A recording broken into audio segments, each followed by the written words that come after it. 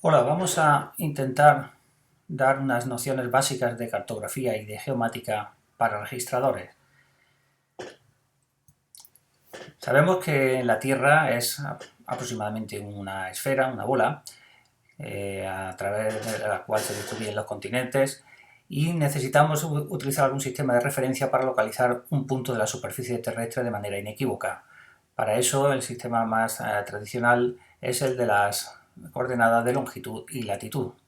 Como sabemos, la línea que recorre la zona media del globo terrestre es el Ecuador y uno de los que lo recorren de norte a sur es conocido como el meridiano cero de Greenwich. Cualquier punto de la superficie terrestre puede ser identificado por la longitud a la que se encuentre, es decir, la distancia que se encuentre con respecto al meridiano cero o de Greenwich, y la latitud, es decir, la distancia hacia el norte o hacia el sur a la que se encuentre con respecto al Ecuador. Por ejemplo, este punto de aquí tendría una determinada longitud, que sería toda esta distancia, y una determinada latitud, que sería toda esta. Sería longitud este y latitud norte. Aquí tendríamos longitud oeste y latitud norte, y así cada uno de los cuadrantes. El problema es que este sistema, que es muy sencillo, sirve para soportes esféricos, porque son coordenadas esféricas. Pero si queremos traducir la superficie terrestre a un plano, nos encontramos con una serie de dificultades de partida. ¿Cuáles son esos problemas? Pues son de muy diversa índole. En primer lugar, hay que reconocer que nos enfrentamos a lo imposible. Nos enfrentamos también ante deformaciones que ahora veremos. Nos enfrentamos a lo que, buscando un poco de sentido del humor, le podemos llamar el meneíto, así como las arbitrariedades y convenciones, y por último a los caprichos nacionales. Cuando hablamos de lo imposible, es que pretendemos realmente conseguir la cuadratura del círculo o el aplanamiento de la esfera. Es decir, pretendemos nada más y nada menos que convertir una esfera en un plano. Para conseguir eso, hemos de arbitrar un sistema de proyección, por ejemplo, el de UTM, que ahora explicaremos. Eso ya es una gran dificultad de partida, cómo conseguir que una esfera convertirla en un plano. En segundo lugar, hay que tener en cuenta de otra limitación, que son las deformaciones, y es que la Tierra ni siquiera es una esfera. Está, como todos sabemos desde el colegio, achatada por los polos. Es lo que se denomina un geoide. Y por lo tanto, para hacer esa transformación del aplanamiento de la esfera, siendo ni siquiera una esfera perfecta, hay que idear un concreto sistema de referencia, hay que definir un elipsoide, es decir, la figura geométrica más parecida al geoide, hay que establecer un datum concreto, un centro de masa, en fin, una serie de parámetros que utilizan los técnicos para poder hacer esa transformación con la debida precisión. Llegamos al meneíto. ¿Qué significa el meneíto? El meneíto es que encima, para mayor complicación, los continentes se mueven. Recordemos que las placas continentales se desplazan a la deriva y por lo tanto cada placa continental utiliza un sistema de referencia. Eso, por ejemplo, explica que en Europa utilicemos, en la España peninsular, el sistema ETRS 89 y en cambio para Canarias utilicemos otro distinto, porque la placa continental donde se encuentra el archipiélago canario se está separando de la placa euroasiática, aproximadamente unos 15 centímetros durante varios años. También tenemos el problema de las arbitrariedades y las convenciones, y es que cuando se toman las decisiones de cómo va a ser el sistema de proyección, cuál va a ser el sistema de referencia y cuál va a ser el sistema que utiliza cada placa continental, luego hace falta ponernos de acuerdo, convenir dónde vamos a situar el origen de coordenada y qué nomenclatura vamos a utilizar. Y por último tenemos también la dificultad de que cada país, cada nación utiliza la cartografía, el sistema de referencia que mejor le conviene a sus intereses. Casi podemos hablar, haciendo un juego de palabras, de que estamos ante un supuesto de cartografía a la carta. No todos los países utilizan los mismos sistemas y eso puede presentar dificultades. Vamos a ver, en primer lugar, cuáles son esos posibles sistemas para proyectar una esfera, como sería aproximadamente la Tierra, en un plano. El conocido como proyección Mercator, que tiene su nombre de un famoso cartógrafo flamenco del siglo XVI, se basaba en la idea de que, siendo la Tierra una bola, si la proyectábamos sobre un cilindro situado en el eje norte-sur, podíamos, al hacer esa proyección, es decir, obtener una impresión, un trazado de la forma de los continentes, de los mares y demás, que tendría esta forma si lo desarrollamos la superficie del cilindro. Sin embargo, aquella idea, que fue luminosa, no ha sido la que se ha plasmado finalmente, porque se introdujo una modificación, que es la de entender que es más práctico, en vez de proyectar la Tierra sobre un cilindro que esté en el eje norte-sur, hacerlo sobre un cilindro que esté en el eje del ecuador, es decir, un cilindro horizontal. Por eso, como el cilindro está transversal, la proyección se llama transversa de Mercator, y de ahí es donde viene la sigla UTM, que significa proyección universal transversal de Mercator. Toma como base la proyección de Mercator, pero el cilindro, como vemos, va en esta posición horizontal. Si hacemos esa proyección, obtenemos la que se denomina cuadrícula UTM. ¿Qué es la cuadrícula UTM? Pues el resultado de hacer aquella proyección de la esfera terráquea sobre un cilindro, obtendríamos más o menos una impresión de toda la superficie de la Tierra ya convertida en un plano. Por supuesto, esto no es perfecto, tiene unas importantísimas deformaciones que los técnicos tratan de corregir con los parámetros que ahora veremos a continuación. Lo más llamativo de esta cuadrícula UTM es que esto equivaldría a las paredes de una superficie curva, de modo que esta de aquí de la izquierda acabaría coincidiendo con esta de la derecha. Para distribuir toda la superficie terrestre, la convención que se ha utilizado es dividir los 360 grados que tiene la circunferencia en el plano del ecuador en 60 usos de 6 grados cada uno de ellos, 6 por 6, 36. Entonces cada una de estas columnas se llama un uso y cada una de ellas tiene una anchura de 6 grados. Por eso iban numeradas desde la 1 hasta la 30 que llegamos aquí al meridiano de Greenwich, y seguimos con la 31-32 hasta la 60, es decir, desde la 1 hasta la 60. Y verticalmente se dividen también en zonas, ya no son de 6 grados, sino de 8 grados de latitud. Por eso vemos que estos no son cuadraditos, sino que son rectángulos. Tienen 6 grados de ancho por 8 grados de alto. Y se numeran con letras. Empieza con la letra C, en el extremo más cercano a la Antártida, al Polo Sur, y se va aumentando las letras hasta que llegamos a la línea de Ecuador, que está la M, y a partir de la N ya estamos en el hemisferio norte, N de hemisferio norte, y se sigue hasta llegar a la X. Las zonas más próximas a los polos se desprecian porque en ellas las deformaciones son tan exageradas que no resulta útil esta proyección.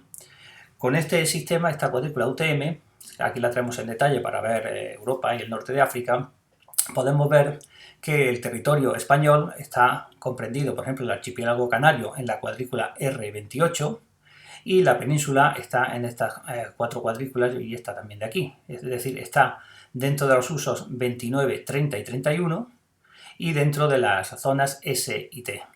En particular, si nos fijamos aquí, que sería la zona, por ejemplo, donde estaría Granada, estaría en la cuadrícula 30S. Barcelona, pues estaría en la 31T. En esta otra visualización vemos también esas mismas zonas, la zona 29, 28 y 30, 31 y 32, a qué ciudades más destacadas correspondería cada una. Es muy fácil acordarnos que el centro de la península ibérica corresponde a la zona 30 porque, como dijimos que estábamos divididos en 60 zonas, 30 que cuentan desde el antimeridiano Greenwich hasta el meridiano Greenwich y otras 30 de aquí hacia el este. Por lo tanto, esta es la última de la primera mitad y esta es la primera de la segunda mitad.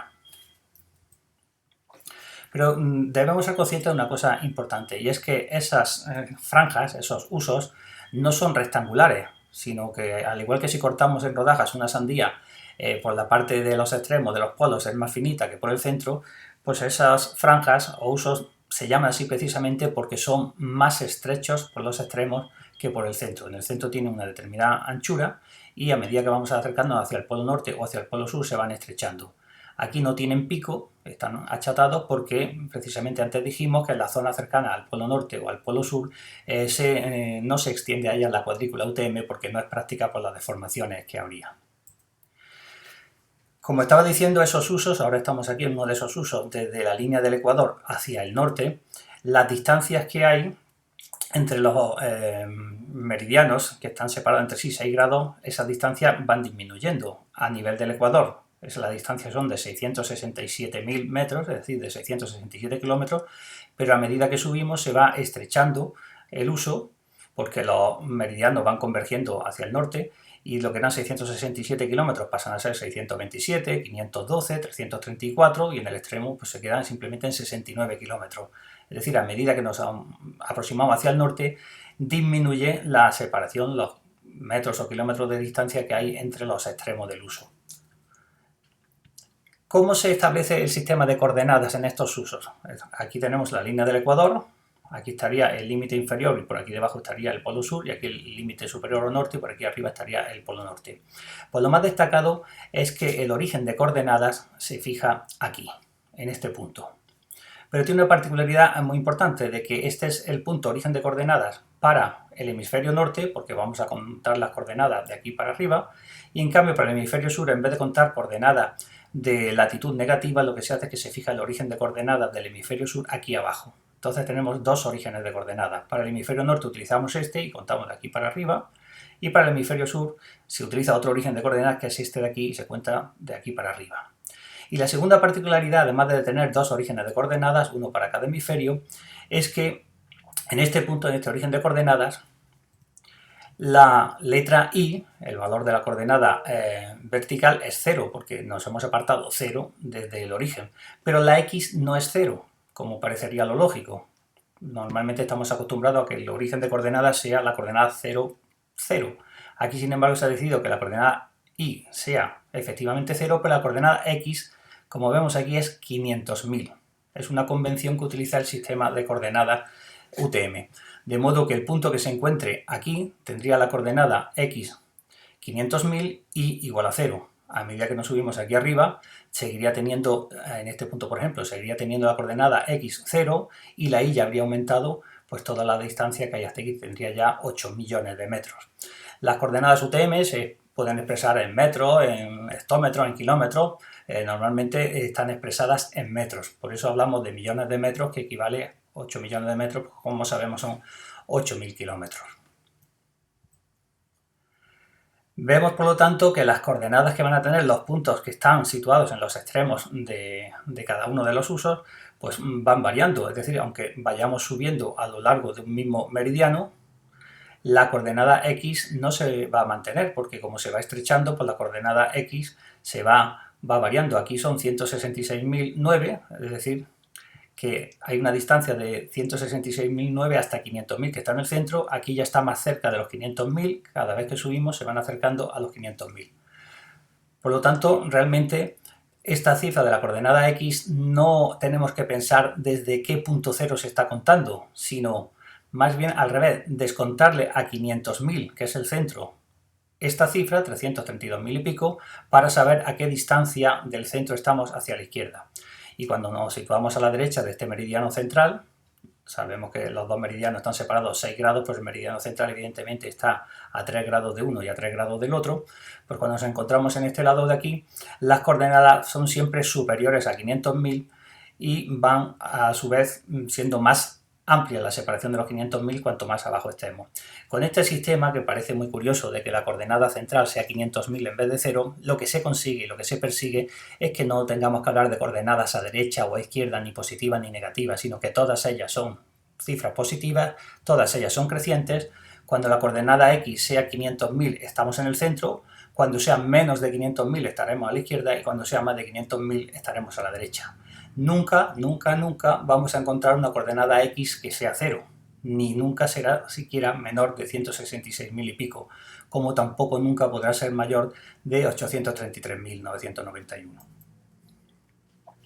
En el hemisferio sur, como antes decía, pasa lo mismo, pero al revés. Se toma como origen de coordenadas aquí, este punto de aquí abajo, en el que la Y vale 0 y a medida que nos acercamos hacia el norte, es decir, hacia el ecuador, que está en la línea del ecuador, la coordenada Y llega al final a valer 10.000 kilómetros, es decir, 10 millones de metros. Y la coordenada X, la que nos mide los desplazamientos en la horizontal, aquí siempre en el eje central va a tener el valor, como antes decíamos, de 500.000. Por lo tanto, las coordenadas UTM, cuando les damos con resolución de 1 metro, vienen definidos primero expresando el uso, que eran cuál de las 60 columnas en las que dividíamos la cuadrícula UTM es la que nos estamos situando. En concreto, por ejemplo, Granada está en el uso 30. ¿Cuál es la zona correspondiente? Recordemos que España estaba en la zona R, S y T. En concreto, Granada está en la zona S y en particular en la 30S. Estos 6 primeros dígitos corresponden siempre a la coordenada X, es decir, la que nos mide la horizontal, y están expresadas en metros. Estamos a 325.482 metros, teniendo en cuenta que el centro del uso, el meridiano central, está, como antes dijimos, a 500.000. Es decir, estamos en este punto de aquí, claramente a la izquierda del meridiano central, que tenía como coordenada X los 500.000. Y las siguientes 7 cifras son las de las coordenadas verticales, es decir, de la Y. Aquí son 4.687.000 y pico, es decir, que estamos a 4.687 kilómetros del ecuador hacia el norte. Aunque aquí están separadas, ¿cuál es la coordenada X y de la coordenada Y? No pasaría nada si estuvieran totalmente corrido el número. Cuando esté corrido el número, siempre hay una regla práctica que sabemos que va a ser, aquí va a ser un número de 6 cifras cuando hablemos en metros, y aquí va a ser siempre un número de 7 cifras. Las 6 primeras son la coordenada X y las 7 siguientes son la coordenada Y. Si en vez de hablar de resoluciones de metros hablamos de resoluciones kilométricas, las coordenadas son las mismas, solo que prescindiendo de las últimas cifras. Lo que eran 325.482 metros, en kilómetros pues son simplemente 325 kilómetros. Y lo que eran 4.687.240 metros, si la expresamos en kilómetros, son simplemente 4.687 kilómetros. Hemos de destacar que las coordenadas UTM, como dice este cuadro, no son puntos, son cuadrados. Es decir, con las coordenadas lo que estamos es definiendo la esquina inferior e izquierda de cada cuadrado. Si el cuadrado tiene unas dimensiones de 100.000 metros cuadrados, pues estamos dando una precisión escasa porque hay una zona muy amplia.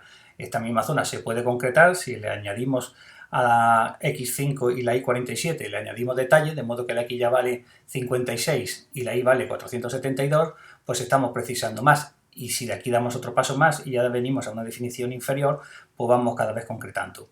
Sea cual sea la unidad que se utilice, de 100.000 metros o de 10.000 metros o de 1.000 metros o de un solo metro, siempre ocurre que el número de coordenadas o de dígitos es impar y que si partimos por la mitad, 2 corresponden a la X y 3 a la Y. Aquí si partimos por la mitad, 3 corresponden a la X y 4 a la Y. Es decir, siempre la cifra que integra la coordenada X tiene una cifra menos que la cifra que integra la coordenada Y. Vamos a hablar a continuación del sistema geodésico de referencia.